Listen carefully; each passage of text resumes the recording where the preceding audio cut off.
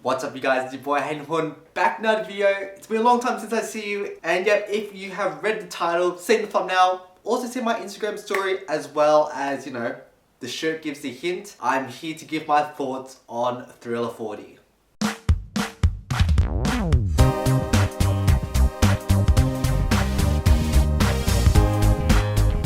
Now, it's been a long time since I did a piece to camera video. However, I've been really busy with work and other things. But this morning, I actually remembered that Thriller 40 was actually released. Yes, I know you can call me a fake fan, so to speak. However, I never thought this day would actually come so soon. Now, in terms of this album review, I'm mainly talking about the songs and not in terms of the merchandise or the actual physical album, whether it be the CD or vinyl pressings. I think they'll be in a different video. However, I'll be just talking about the album and the songs. So with the album, I actually bought this on iTunes in the morning when I was actually on the train to work. And I'd say that this is the second official purchase that I've done through iTunes. The first was actually the Wannabe Started Something demo from the This Is It album. And I thought that Thriller 40, it's a big thing, so to speak, because the last MJ release that had new tracks was Escape, which was, I think it was back in 2014. It's been a really long time. However, I wanted to get that iTunes mastered quality, and regardless of no matter what the demos are on Thriller 40, that I'd still enjoy it because it's an official release and that it's high fidelity audio instead of doing a YouTube to MP3 rip.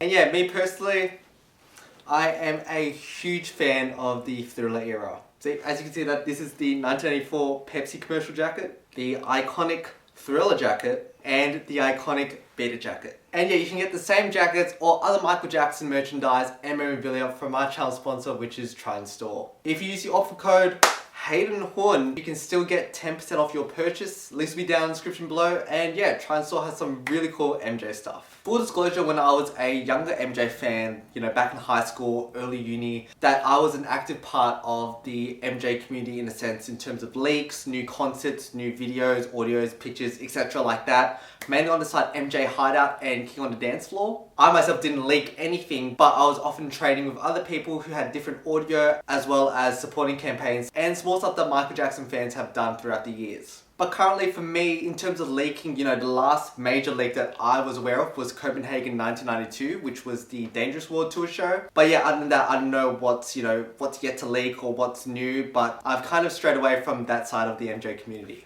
I guess this is also another video topic, in the future, but I'm in a bit of a grey area when it comes to leaks. In the sense that, yes, it's really cool to hear Michael Jackson new content, new concerts, new camera angles, new music and all that stuff. But as a creative myself, if I were to get my media, such as films, images, so on and so forth, leaked without me knowing, I'd be a bit cheesed off in terms of, that's my hard work that I've worked so hard, like a year or two for it to just be leaked for free.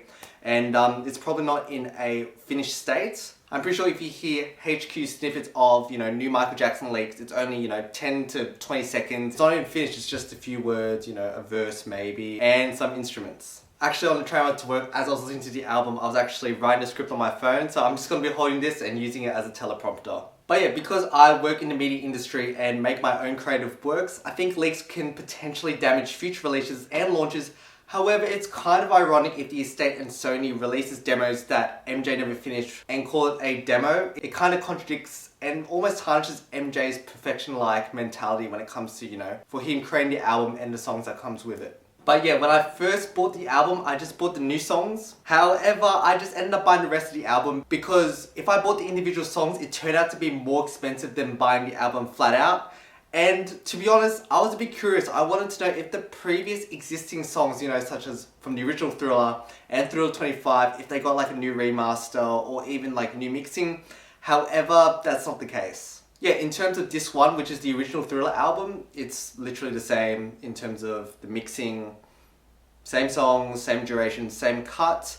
But because it's the Apple remastered or mastered edition, it's a bit different in terms of, the fidelity. However, it's only minute. But yeah, let's talk about the album. So the new album cover, I really like it. It's a retro spin, kind of like, reminds me of Studio 54 in a sense. And it's a very retro vibe to it. However, if you look at this compared to the original Thriller 40th anniversary, that's a massive difference. I guess that the estate is listening to us fans, even if it takes a large amount vocally, they're doing something right at least. So we can give them like a participation award when it comes to listening to the fans.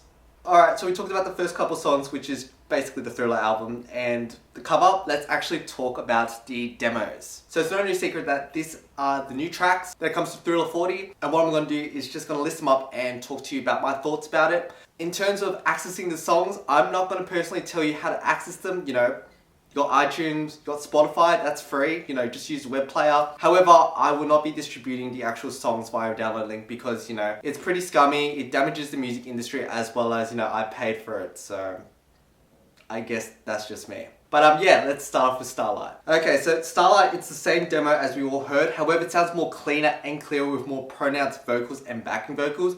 It's really cool to hear Starlight in a high quality than what we've heard like since forever. When it first leaked, it was kind of like low quality and then it kind of got to mid quality, but this is definitely a high quality version of the Starlight demo that we all have heard before. Got the Hots, it's literally the same track we've heard before from the Thriller 25 album. Who Do You Know? Now, this is a song that I actually first listened to on the train and I almost cried because it's the first song that I've heard of Michael since Escape, and it was really kind of refreshing and just, it feels like I'm going back to home listening to MJ because that was the first song that I've heard and it sounds really good. Yeah, the song reminds me of the Bad 25 track I'm So Blue and Free. It's kind of like a ballad.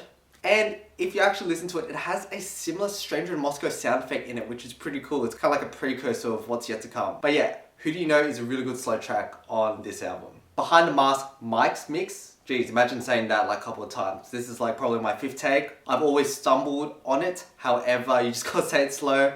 This has leaked before, but in a lower quality. In terms of Behind the Mask, you've heard it on the Michael album. That's kind of like the redone version.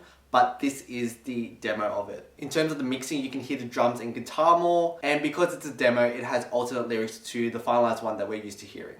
Can't Get Out of the Rain, that's the same song we've literally heard one too many times now. The Toy, now this is a really cool Best of Joy demo. I know that there's 2 types of demos. One is The Toy, obviously this one, and then there's kind of like a work in progress Best of Joy finalized version. However, the Toy version is the first one. It sounds completely different in terms of creative. It has more of a backbeat instead of an acoustic track that we're used to listening to. And in terms of the mixing and just in terms of the musicality, it has piano and strings that kind of remind me of Love Never Felt So Good and the Love Never Felt So Good demo. And because it's a demo, the lyrics are also different to the final mix. I find that the vocals were more harmonious and it sounds like a very different track to Best of Joy. I highly recommend listening to The Toy, then Best of Joy to see if there's any creative differences. Sunset Driver, literally the same song.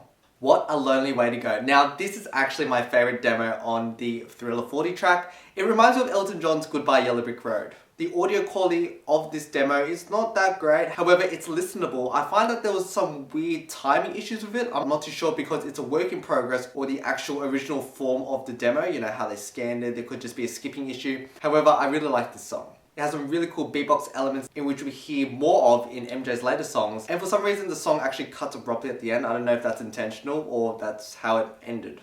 She's Trouble, it's literally the same song that we've heard before, but now it's just in a more high quality version of it. Thriller Death Thrill Mix. That sounds like a really funny name. It is a 90s house mix of the song, has a really cool backbeat, and that it has more string elements from the multi-track, which sounds really nice. It kind of reminds me of the Blood on the Dance Floor remixes. However, I think, in my opinion, that this track is way much more better than the Blood on the Dance Floor remixes. One thing that I've noticed is also kind of what I did for Escape. They didn't show the demos of the finalized songs, like Wanna Be Start Something, Baby Be Mine, The Girl Is Mine, Billie Jean, etc, etc. They didn't show any of those demos that we really wanted to hear in a sense. Even The Girl Is Mine demo, it was actually released in 2008, but it actually never made Thriller 40, which is kind of weird. However, I wish that this album was kind of more similar to Bad 25, in which we had like a whole second disc of new songs. Not just demos, but completely brand new songs that we've never heard.